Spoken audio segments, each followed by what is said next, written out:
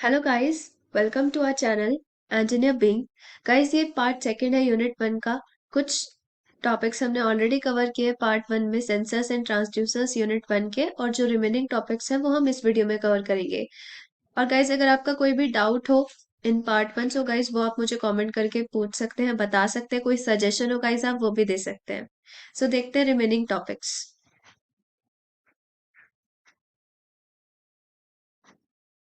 Strain gauge. So guys, ये आपसे पूछा गया था 1920 में। ये भी एक इम्पॉर्टेंट टॉपिक है एग्जाम पॉइंट ऑफ व्यू से, स्ट्रेन गेज। सो स्ट्रेन क्या होता है? सपोज करो कि हमारे पास ये कोई ऑब्जेक्ट है, ठीक है। उस ऑब्जेक्ट पे आपने फोर्स लगा रहे हो इस तरीके से, ठीक है, उसको खींच रहे हो आप, तो क्या होगा ये ऑब्जेक्ट। मैं थोड़ा सा बड़ा बनाती हूँ ये ऑब्जेक्ट। सपोज ये ऐसा था ऑब्जेक्ट, आपने इस पे फोर्स लगाया, ओके।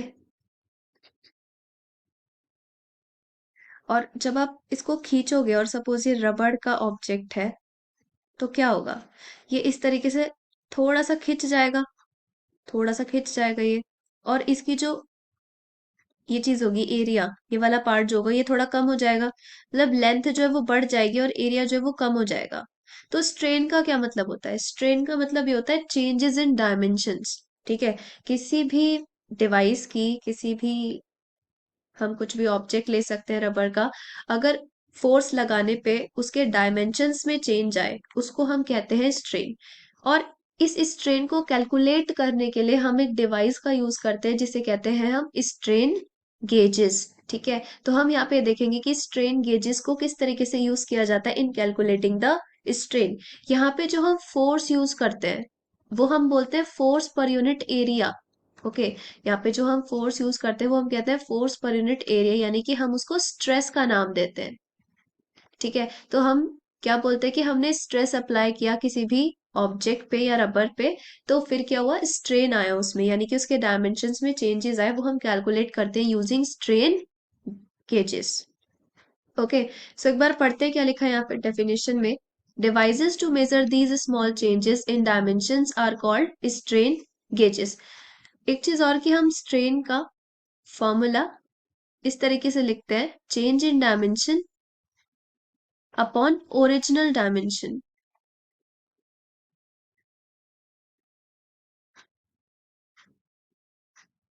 ये होता है आपका स्ट्रेन का formula. A strain gauge, a device whose electrical resistance varies in proportion to the amount of strain in the device। तो यहाँ पर स्ट्रेन किस तरीके से कैलकुलेट किया जाता है? अब हमें रेजिस्टेंस का भी फॉर्मूला पता है, R is equals to rho L upon A. तो अब लेंथ भी चेंज हो रही है, एरिया भी चेंज हो रही है, तो रेजिस्टेंस भी चेंज होना चाहिए। और एक चीज और, सिर्फ लेंथ और एरिया से ही नहीं, रेजिस्टिविटी से भी रेजिस्टेंस चेंज होता है एक ऑब्जेक्ट का। और इसको हम बोलते हैं piezo resistive effect. Piezo resistive effect क्या कहता है कि किसी भी मेटल का जो रेजिस्टेंस है, किसी भी ऑब्जेक्ट का जो रेजिस्टेंस है, वो सिर्फ लेंथ या एरिया के चेंज होने पे ही नहीं चेंज होता, उसमें रेजिस्टिविटी का भी चेंज होता है थोड़ा बहुत। वो काफी माइनर चेंज होता है, उसको हम क्या करते हैं, इग्नोर कर देते हैं। बट हाँ, चेंजेस आते हैं रेजिस्टिविटी में भी, उसकी वजह से भी रेजिस्टेंस पे इफेक्ट पड़ता है। इसी को कहते हैं हम पीजो रेजिस्टिव इफेक्ट, कि रेजिस्टिविटी में भी चेंज होगा और आपका रेजिस्टेंस चेंज होगा, ठीक है। तो ये चीज ही यहीं पे लिखी है कि यहाँ पे स्ट्रेन को कैसे कैलकुलेट किया जा रहा है, थ्रू चेंज इन रेजिस्टेंस। यहाँ पे स्ट्रेन को कैसे कैलकुलेट कर रहे हो आप? Through change in resistance, okay. Number two point, strain gauge works on the principle of electrical conductance and its dependence on the conductor's geometry. Whenever a conductor is stretched within its limits of elasticity, it does not break but gets narrower and longer. तो यहाँ पे क्या लिखा है, किस principal पर काम करता है? Electrical conductance and it's dependence on conductors geometry, यानी कि कंडक्टर की ज्योमेट्री पर डिपेंड करता है कि किस तरीके से स्ट्रेन गेज काम करेगा। मतलब कंडक्टर की जो ज्योमेट्री है उस चीज पर डिपेंडेंसी है इसकी। यहाँ पे पूछा ना एक्सप्लेन द प्रिंसिपल, तो वो चीज भी आपको मेंशन करनी पड़ेगी। अब अगर आप कंडक्टर को विद इन इट्स लिमिट्स अगर आप स्ट्रेच करते हो, अगर आप ज्यादा ही ओवर स्ट्रेच कर दोगे तो वो टूट ही जाएगा। लेकिन अगर आप विद इन इट्स इलास्टिसिटी ही उसके लिमिट के अंदर ही अंदर स्ट्रेच करोगे तो वो कंडक्टर टूटेगा नहीं। तो हमने जैसे यहाँ पे देखा कि उसकी जो लेंथ थी ऑब्जेक्ट की वो तो बढ़ गई, और ऊपर और जो एरिया था वो कम हो गया। यहाँ पे एरिया जो है यानी कि डायमीटर हम कह सकते हैं वो चीज कम हो गई, लेकिन लेंथ बढ़ गई। तो ये चीजें लिखिए, gets narrower and longer. Number third point, strain gauge is a passive transducer. अब यहाँ पे इसको पैसिव ट्रांसड्यूसर क्यों कहा? क्या होता है पैसिव ट्रांसड्यूसर्स? गाइस मैंने प्रीवियस वीडियो में आपको पढ़ा था, मुझे कमेंट करके बताओ कि पैसिव ट्रांसड्यूसर्स क्या होते हैं। That converts a mechanical elongation or displacement produced due to a force into its corresponding change in resistance. So मैं आपको इसका आंसर ऑलरेडी वीडियो में पार्ट 1 में बता चुकी हूँ गाइस कि पैसिव ट्रांसड्यूसर्स क्या होता है। और बाकी यहाँ पे ये मेंशन है कि यहाँ पे जो स्ट्रेन है वो कैसे कैलकुलेट कर रहे हैं हम? थ्रू चेंज इन रेजिस्टेंस, क्योंकि यहाँ पे लेंथ एरिया ये दोनों भी चेंज हो रहे हैं, रेजिस्टिविटी भी चेंज हो रही है। क्यों चेंज हो रही है? क्योंकि हमने यहाँ पे फोर्स लगाया। इस फोर्स को क्या बोला गया गाइस? स्ट्रेस। ओके, क्योंकि हम फोर्स पर यूनिट एरिया की बात करेंगे। सो हमने स्ट्रेस लगाया, उस स्ट्रेस की वजह से स्ट्रेन आया, और उसको हम किस तरीके से कैलकुलेट करेंगे? Through change in resistance. Okay, so अब देखते हैं how we can calculate the expression for gauge factor. So guys यहाँ पे ड्राइव करते हैं गेज फैक्टर के लिए एक्सप्रेशन हम in terms of Poisson's ratio भी हम देखेंगे आगे की। ओके, सो देखते हैं। सो अभी मैंने आपको बताया कि स्ट्रेन क्या होता है? Change in dimension upon original dimension. Okay,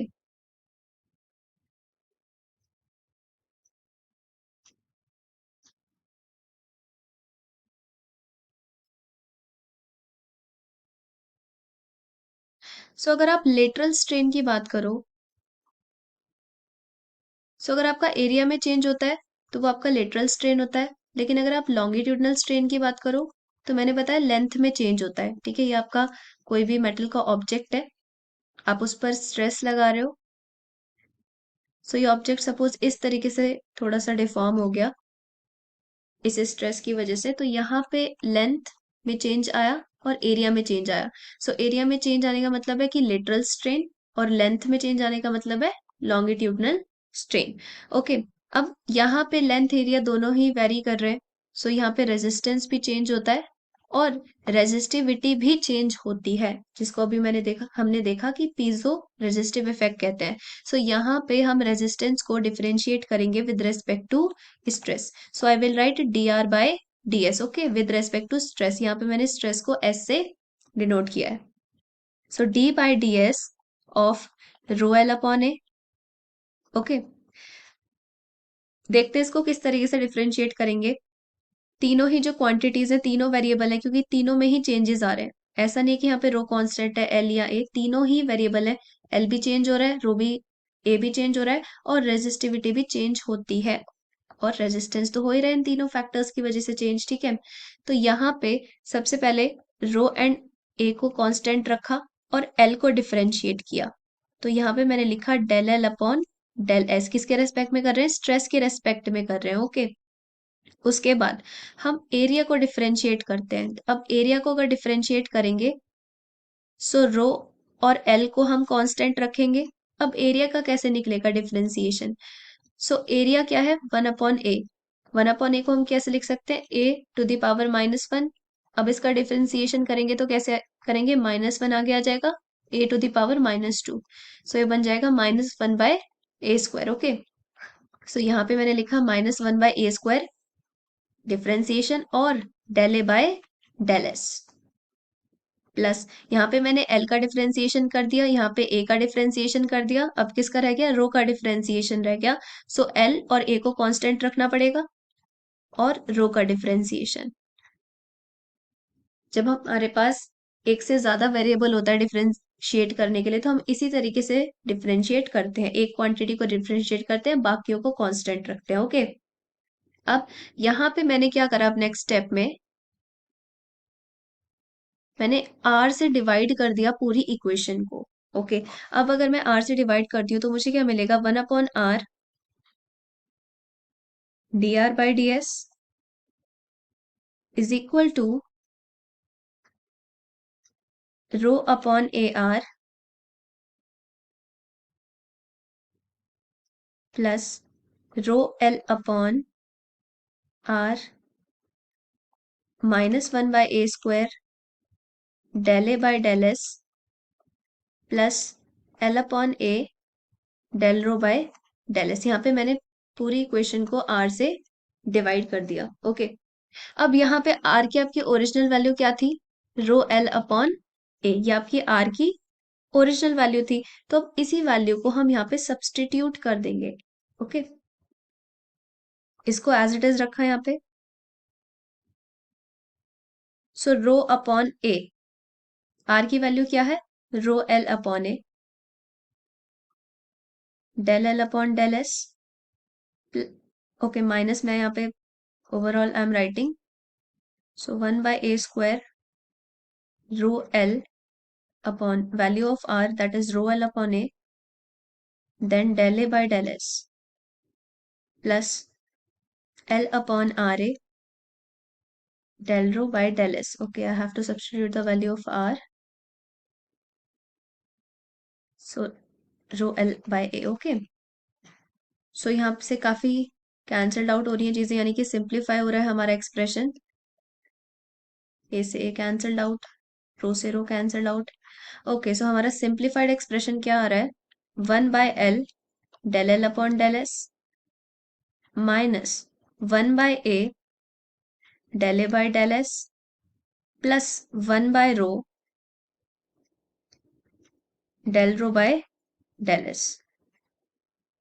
okay, so सभी के साथ जो हमारे डेरिवेटिव्स हैं वही वही डिवीजन में आ रहे हैं, और बस यहाँ पे ए जो है वो नेगेटिव साइन के साथ आ रहा है। सो हमने इस तरीके से थोड़ा सा सिंप्लीफाई कर लिया अपने एक्सप्रेशन को। Okay, so guys make a note of this derivation, I am rubbing it, और इसके आगे के स्टेप्स देखते हैं हम किस तरीके से सॉल्व कर सकते हैं। ओके, सो अभी जो इक्वेशन आया दैट इज 1/r dr/ds, और हमने देखा कि सबके साथ जो जो हमारे डेरिवेटिव्स थे वही टर्म्स हमारे आ रहे थे इस तरीके से, 1/रो del rho by del S. Okay, so यही हमारी अभी इक्वेशन आ रही थी लास्ट जब हमने अभी सॉल्व किया। अब इसके बाद हम क्या करेंगे, हम एरिया को डायमीटर से रिप्लेस करने की कोशिश करेंगे। सो आपका एरिया क्या होता है? πr²। आर को आप किस फॉर्म में लिख सकते हो? डायमीटर की टर्म में लिख सकते हो, सो d/2 का स्क्वायर लिख सकते हैं हम। सो πd² बाय 4 हम लिख सकते हैं। ओके, सो यहाँ पे एक तो a है और del A by del s है, तो a की जगह मैं πd² बाय 4 रख सकती हूँ। a की जगह ये वैल्यू आई कैन सब्सटीट्यूट जो भी मैंने ये निकाली, लेकिन del A by del S की जगह मैं क्या रखूंगी? तो मैं del A by del s भी कैलकुलेट कर लेती हूँ ना यहाँ पे।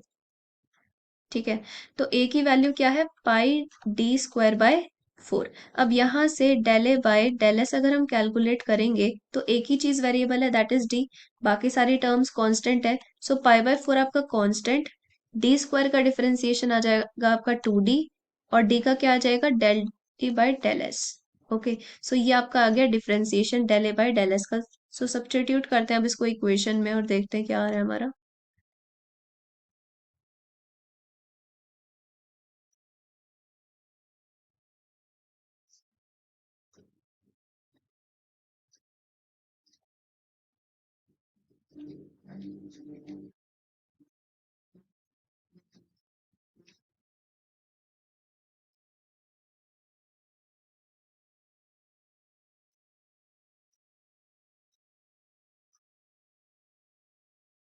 ओके, बाद में ही we will simplify it.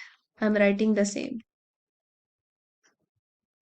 Okay, so A की वैल्यू सब्सटीट्यूट कर दी, del A by del S की वैल्यू सब्सटीट्यूट कर दी, प्लस 1/रो del rho by del S. So guys यहाँ पे ये आपकी है del A by del S की वैल्यू, और ये आपकी एरिया की वैल्यूज है। ठीक है, अब देखते हैं सिंप्लीफाई कैसे हो रहा है। π/4 से π/4 कैंसल्ड आउट, d से d कैंसल्ड आउट, सो 2/d आपका बच रहा है और पूरा का पूरा जो एक्सप्रेशन है वो डायमीटर की टर्म्स में हमें मिल रहा है। So del L by del S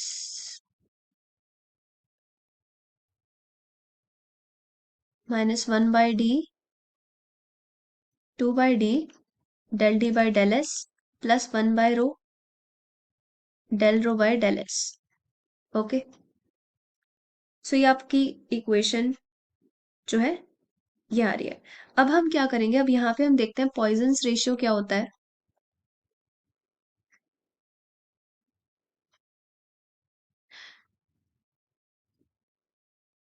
सो आपको जो पॉइजन रेशियो होता है वो आपका lateral strain and longitudinal strain,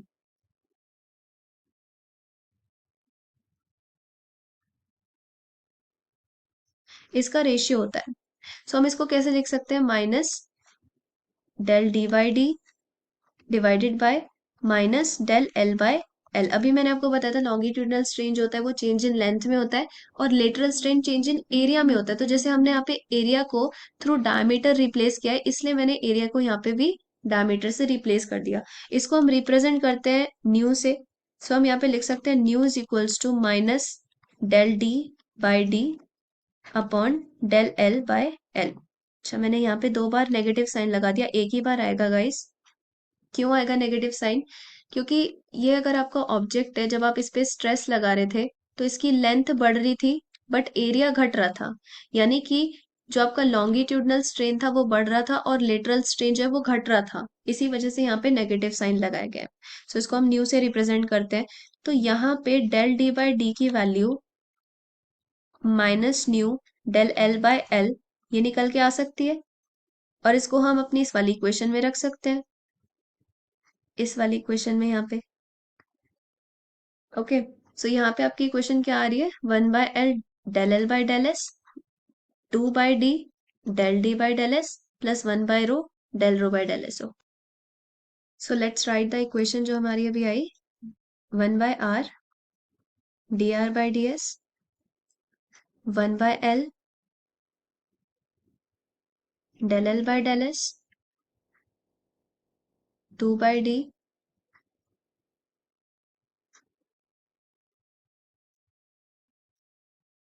ये आपकी इक्वेशन आ रही थी। और जो हमने डेल डी बाई डी की वैल्यू अभी निकाली थी पॉइजन्स रेशियो से, वो ये आ रही थी। ओके, तो यहाँ पे डेल डी बाई डी, यहाँ पे डेल डी बाई डी, इसकी जगह ये वैल्यू हम सब्सटीट्यूट कर रहे हैं। सो हम लिख सकते हैं यहाँ पे 1/r डी आई।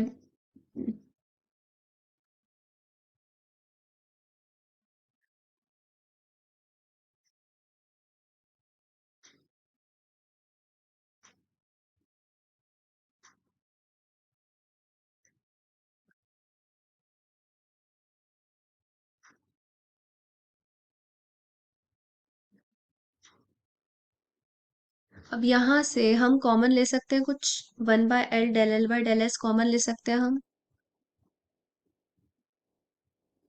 सो यहाँ पे 1 बचेगा, माइनस माइनस प्लस आ जाएगा, 2 nu plus 1/ρ del rho by del S और यहाँ पे as it is 1/r D R by D S. Okay, so ये हमारी इक्वेशन आ गई। अब यहाँ पे हम क्या करेंगे कि जो हमारा गेज फैक्टर होता है that is change in resistance and strain. Okay, ratio होता है change in resistance and strain का, ये होता है आपका गेज फैक्टर। सो यहाँ से हम डेल आर बाय आर की वैल्यू लिख सकते हैं gauge factor multiplied by del L by L. So यहाँ पे जो नोटेशंस है वो डेल की फॉर्म में है और यहाँ पे इस वाले डेल की फॉर्म में। सो मैं इसको थोड़ा सा रिप्लेस कर रही हूँ और गाइज यहाँ पे सबके नीचे ये भी है, सो इसको भी हटा देते हैं। सो इस तरीके से लिख सकते हैं इसको पहले,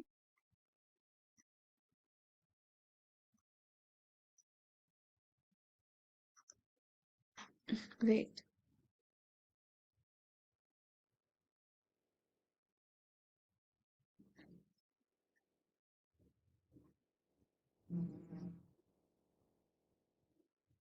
ओके, हम इस तरीके से लिख सकते हैं, और we can replace it with this 10। So मैं इसको अंदर मल्टीप्लाई कर रही हूँ।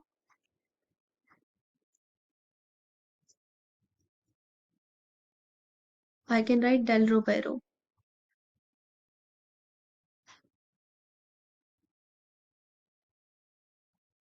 ओके, सो गाइस, अभी हमारी इक्वेशन ये आ गई है। यहाँ पर गेज फैक्टर बनाने के लिए मुझे इसको डेल एल बाय एल से डिवाइड करना पड़ेगा, तभी तो मेरा गेज फैक्टर बनेगा। सो मैंने यहाँ पे क्या करा, इस वाली इक्वेशन को डेल एल बाय एल से पूरी इक्वेशन को डिवाइड कर दिया। Okay,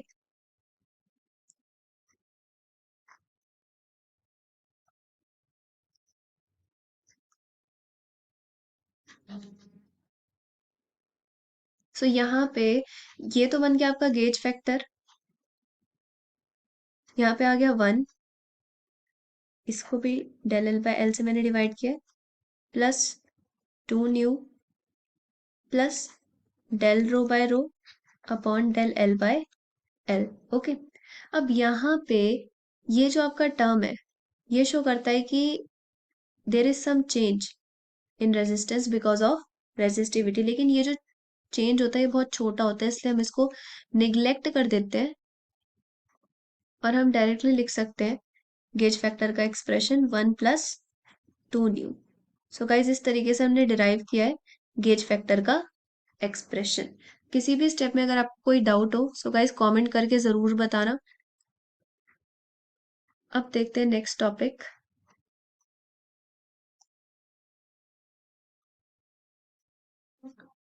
measurement of displacement using potentiometer. So potentiometer एक ऐसा डिवाइस होता है जिसमें हम रेजिस्टेंस को चेंज करते रहते हैं थ्रू दिस स्लाइडिंग कॉन्टेक्ट, और इसको हम पॉट भी बोलते हैं। ओके, सो पढ़ते हैं यहाँ पे, this potentiometer is an electrical type of transducer और sensor, and it is of resistive type because it works on the principle of change of resistance of wire with its length। so किस principal पर work करता है कि जैसे जैसे हम यहाँ पे मूवेबल कॉन्टेक्ट को मूव करते हैं, सो रेजिस्टेंस जो है वो वेरी करता है। Okay, resistance according to the length vary करता है, क्योंकि हम मूवेबल स्लाइडिंग कॉन्टेक्ट की जो लेंथ है वो वेरी करते रहते हैं, बार बार मूव करते रहते हैं। सो ये पॉइंट अगर यहाँ पे है अभी, सो ये पॉइंट कुछ टाइम बाद यहाँ पे होगा, फिर यहाँ पे, फिर यहाँ पे, कहीं पे भी हो सकता है। ओके, सो इस वजह से रेजिस्टेंस वेरी करता रहता है यहाँ पे। और यहाँ पे ये एक रेजिस्टिव ट्रांसड्यूसर है। किस टाइप का ट्रांसड्यूसर है? रेजिस्टिव ट्रांसड्यूसर है। क्यों? क्योंकि यहाँ पे रेजिस्टेंस जो है वो वेरी कर रहा है, और जो आपका ट्रांसडक्शन एलिमेंट है दैट इज द रेजिस्टेंस, हमने पढ़ा था in the classification of transducers में on the basis of transduction element. तो यहाँ पे आपका रेजिस्टिव ट्रांसड्यूसर है। ओके, कंस्ट्रक्शन में क्या है कि यहाँ पर ये जो है आपका, ये टोटल रेजिस्टेंस है आपका, इसके अक्रॉस हम ले रहे हैं आउटपुट वोल्टेज। सो ये आपके दो फिक्स्ड टर्मिनल्स हैं, इनके अक्रॉस आपने इनपुट वोल्टेज दिया, दो फिक्स टर्मिनल्स के अक्रॉस आपने इनपुट दिया, और आउटपुट जब हम लेते हैं तो एक फिक्स टर्मिनल और एक आपका मूवेबल कॉन्टेक्ट के बीच में हम आउटपुट कैलकुलेट करते हैं। और यहाँ पे जो मोशन है वो ट्रांसलेटरी मोशन है।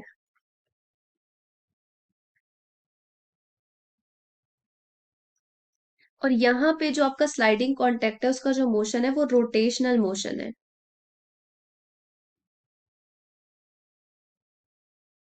सो यहाँ पे वो कुछ एंगल डिस्प्लेस होगा through the sliding contact. Okay, so यहाँ पर भी हमने क्या करा कि जो इनपुट देंगे वो दोनों फिक्स्ड टर्मिनल्स के बीच में देंगे, और जो आपका आउटपुट हम यहाँ पे ले रहे हैं वो एक फिक्स्ड हमने यहाँ पे टर्मिनल ले लिया, और यहाँ पे ये जो आपका स्लाइडिंग कॉन्टेक्ट था उसके बीच में हमने आउटपुट को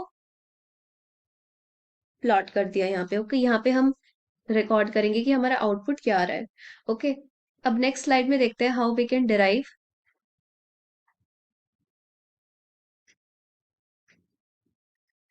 ओके, सो यहाँ पे भी therefore we should connect the body whose displacement is to be measured to the sliding contact. So whatever the body in a straight line, the point C may also vary. Due to this, the output voltage V naught also changes. एक चीज और, यहाँ पे V naught depend करती है कि क्या यहाँ पे रेजिस्टेंस है। ओके, सो यहाँ पे जितना भी इस पार्ट का रेजिस्टेंस होगा उस पर यहाँ पे जो आपका आउटपुट वोल्टेज है वो डिपेंड करेगा, प्लस आपने इनपुट कितना दिया है। ओके, सो ये चीज यूज होगी अभी आगे डेरिवेशन में। ओके, सो यहाँ पे हमने वी एस को एज एन इनपुट वोल्टेज हम दे रहे हैं अक्रॉस द फिक्स्ड टर्मिनल्स। यहाँ पे आपका आउटपुट हम रिकॉर्ड कर रहे हैं across one fixed and another sliding contact. Okay, xt is your total length, xi is the displacement of slider arm, and rp is the total resistance. Okay, rp is your total resistance. So आपकी जो total resistance है वो xt है, जिसका जो resistance है that is rp. So अगर हम 1 यूनिट लेंथ की बात करें तो उसका resistance कितना हो जाएगा, rp upon xt. Okay, so यहीं पे मैंने लिखा है resistance per unit length is equal to RP upon xt.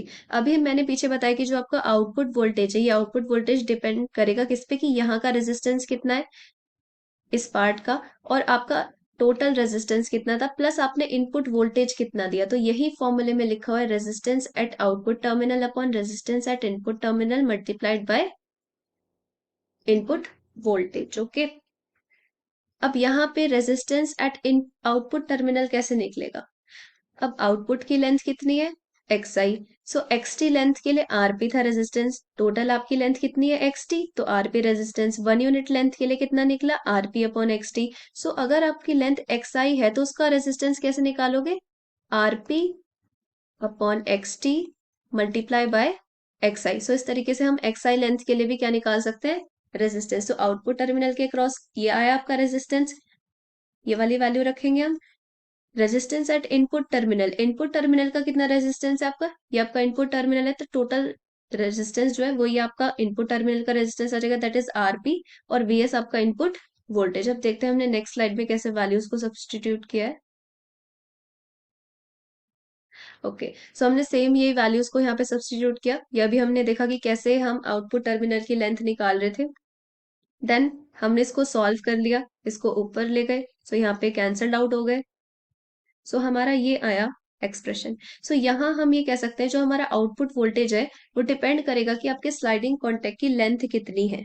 ठीक है, और हम सेंसिटिविटी कैसे कैलकुलेट कर सकते हैं, आउटपुट अपॉन इनपुट। हमें आउटपुट किसके फॉर्म में मिल रहा है, वोल्टेज की फॉर्म में, और हमारा जो इनपुट है वो हम किसके थ्रू दे रहे हैं, डिस्प्लेसमेंट के थ्रू। हम स्लाइडिंग कॉन्टैक्ट को डिस्प्लेस कर रहे हैं ना, लेंथ की ट्रांसलेशनल मोशन हो रहा है उसमें, तो हम डिस्प्लेसमेंट के थ्रू इनपुट दे रहे हैं और आउटपुट हमारा जनरेट हो रहा है वोल्टेज, तो V naught upon X I. अब अगर हम इस एक्सप्रेशन को देखें, so V naught upon X I को हम क्या लिख सकते हैं, V S upon X T भी तो लिख सकते हैं, इसको हम नीचे लिख सकते हैं ना डिनोमिनेटर में। सो हम उससे ये भी डिराइव कर सकते हैं expression. So V naught upon X I को हम V S upon X T भी लिख सकते हैं। सो यहां से हम एक चीज कह सकते हैं कि आउटपुट वोल्टेज और जो आपका एक्स आई बाय एक्स टी है, इनके बीच में लीनियर रिलेशनशिप है, क्योंकि इसको ऐसे भी लिखा जा सकता है V naught upon V S is equals to X I upon X T. Okay, so हम ये लीनियर रिलेशनशिप भी शो कर सकते हैं। ठीक है, ये तो हुआ ट्रांसलेशनल मोशन के लिए। अगर हम रोटेशनल मोशन की बात करें तो रोटेशनल मोशन में बस एंगल बन रहा था, सो सेम फॉर्मूला ही जो हमने ट्रांसलेशन के लिए डिराइव किया वही लिख सकते हैं, बस वहां पे लीनियर था मोशन, यहाँ पे रोटेशनल है, तो हम वहां पे एंगल बन रहा है theta I by theta T. So theta T जो है ये आपका टोटल एंगल है, ओवरऑल एंगल, और थीटा आई जो है ये स्लाइडिंग कॉन्टेक्ट का एंगल है। ओके, सो बस इस तरीके से हम लिख सकते हैं रोटेशनल मोशन के लिए formula.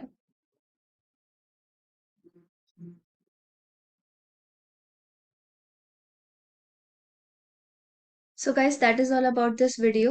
We have read two topics in this video, that is the strain gauge and your potentiometer. Guys, strain gauge का एक न्यूमेरिकल भी है जो हम नेक्स्ट वीडियो में कवर करेंगे।